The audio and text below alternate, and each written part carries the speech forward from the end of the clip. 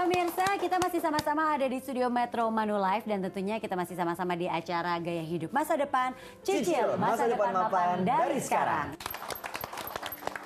Kamu kan bawaannya was-was terus ya. Iya. Aku juga kelamaan main sama kamu jadi was-was nih. Kenapa sih kok jadi ketularan? Enggak, memang aku harus ketemu sama seorang pakar yang bisa menjelaskan kepada kita. Benar. Supaya kita juga bisa lebih tenang. Dalam Iya, artian memang kita memang hidup tuh penuh resiko. Tapi bagaimana caranya? Hidup penuh resiko tapi kita bisa jalani dengan tenang. Tanpa was-was, tanpa deg-degan, tanpa ada keinginan untuk mengurung diri di kamar aja. Ada orangnya? Ada dong.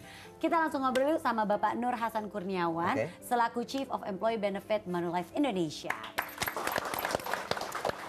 Pak Nanang, apa Halo, kabar Pak? Mainnya apa kabar? Ini- Halo, Mas Bayu, apa kabar? Baik. Halo Pak. Soraya, apa kabar? Silakan Pak. Pak, bantu Terima saya kasih. dong Pak. Saya tuh mulai deg-degan loh Pak berteman terus sama Bayu Pak. Dia tuh punya niat untuk mengurung diri di kamar aja. Loh, saya nonton menceritakan TV. fakta apa adanya, Pak. Iya memang, karena dia takut sekali akan resiko-resiko yang ada di luar sana. Katanya begitu. oke. Pak, sebenarnya kita tuh harus bersikap seperti apa sih Pak terhadap resiko-resiko tersebut? Apakah saya harus ikutan kayak Bayu Pak? Jadi panik yang nggak mau kemana-mana gitu Ya, Pak? kalau kita bicara risiko ya, benar sampaikan sama Mas Bayu, risiko bisa di mana aja. Kita pergi dari rumah ke kantor, ada risiko. Walaupun kita bisa minimalkan risikonya. Ini teman-teman yang pegang kamera juga ada risikonya. Oh tuh. Risiko yang di kesetrum sini ya, tuh. amit-amit apa ya, kesetrum ya. Jangan dong Pak, aduh Pak. Jangan, Pak. Langsung udah lepas kameranya tuh, Pak.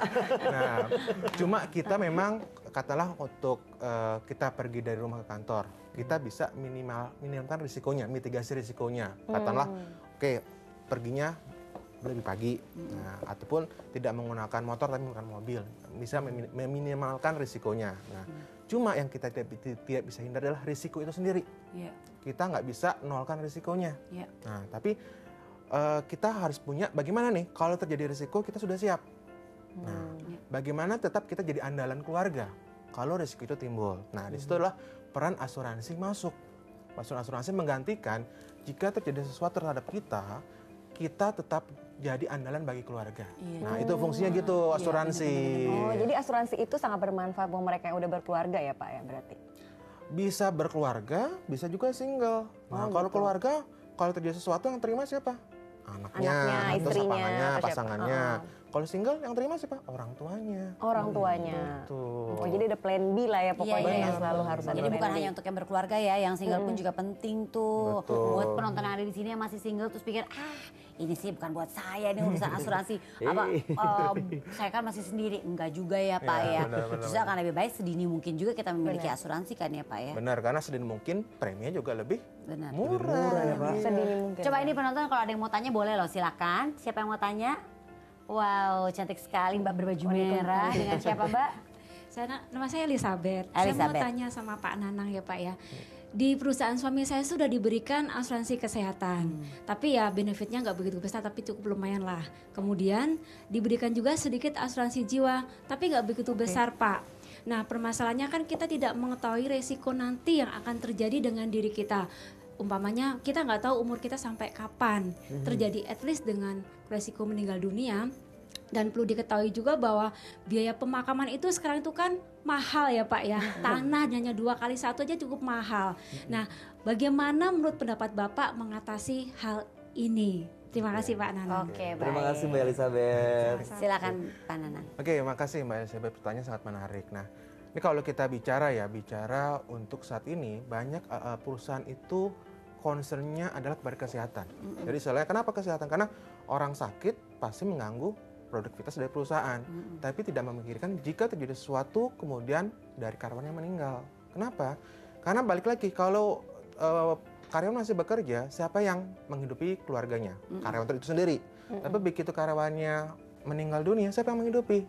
Perusahaan nggak mungkin. Nah, masih ada asuransi yang masuk paling tidak mengcover jika terjadi sesuatu terhadap karyawan tersebut, masih bisa hiduplah keluarga tersebut. Iya. Itu pertama. Nah, kedua, tadi disampaikan nih, biaya pemakaman udah makin meningkat. Walaupun dari pekerjaan sudah tidak ada, pekerjaannya tetap jadi andalan bagi keluarga walaupun dia sudah meninggal, seperti itu. Bisa kan dijadikan kayak modal buat bisnis. Betul, ya, oleh betul. keluarga yang ditinggalkan. Benar, ya benar. kan? Nah gimana Pak, ada saran nggak Pak untuk Ibu Elizabeth tadi supaya UP-nya mungkin supaya besar gitu dapatnya? Nah, biasanya gini, kalau perusahaan kan ini asuransi kumpulan nih sudah ditetapkan katakanlah diberikan 12 kali gaji untuk UP-nya. Nah, ternyata dari pekerja ingin nambah. Nah, itu bisa dia berbicara dengan untuk bagian SDM-nya, HRD-nya untuk top up UP-nya. Oh, bisa top up.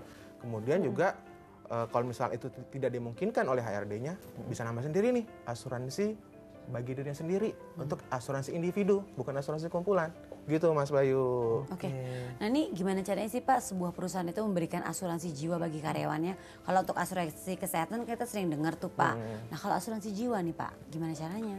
Biasa yang dilakukan adalah perusahaan itu mendaftarkan asuransi kumpulan, jiwa kumpulan karyawannya ke perusahaan asuransi jiwa. Nah itu biasanya berdasarkan dari perkalian gaji nih, 12 kali gaji, 24 kali gaji, ataupun misalnya 48 kali gaji. Artinya apa? Kalau 12 kali gaji, maka jika terjadi sesuatu terhadap karyawan tersebut, paling tidak selama setahun sudah ada pengganti nih, pengganti gaji dari karyawan tersebut. Lumayan kan itu ya jadi. Benar. Sekarang kita kasih kesempatan buat penonton yang ada di studio lagi yang mau nanya silahkan. Saya Michael, saya ingin bertanya, apakah manfaat asuransi jiwa sama besarnya antara asuransi jiwa premi individu yang didapatkan karyawan di perusahaan? Terima kasih. Menarik nih pertanyaannya ya. Oke, saya jawab langsung ya. Oke, Mas Michael. Nah, kalau kita bicara ini kan asuransi jiwa kumpulan. Nah, tentunya kalau Aki bilang asuransi jiwa kumpulan, ini kan berarti suatu pool nih, suatu pool ada 500 orang ikut satu asuransi jiwa kumpulan nih. Nah, tentunya preminya akan lebih murah dibandingkan hanya satu orang yang ikut asuransi tersebut.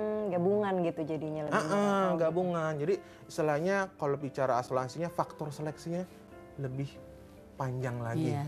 Jadi faktor dianya nggak ada berbaur dengan teman-temannya, maksudnya gitu ya. Jadi kurang lebih seperti itu jawabannya. Jadi preminya akan lebih murah dibandingkan dengan individu seperti individu. Ini benar-benar mempermudah kita gitu kan ya. Tapi memang ini pembicaraan ini membuat kita juga akhirnya perlahan-lahan mulai membuka mata ya kan. Betul. Udah mulai nggak takut kan? Ya enggak sih, justru saya juga baru tahu ternyata emang ada perusahaan yang harus menyiapkan asuransi jiwa, bukan cuma asuransi kesehatan gitu ya Pak ya. Iya, ini dia nih. Nanti akan kita bahas lagi lebih lanjut tentunya bagi Anda pemirsa. Jangan kemana-mana dulu, tetaplah bersama kami di Gaya Hidup Masa Depan. Cicil masa depan mapan dari sekarang.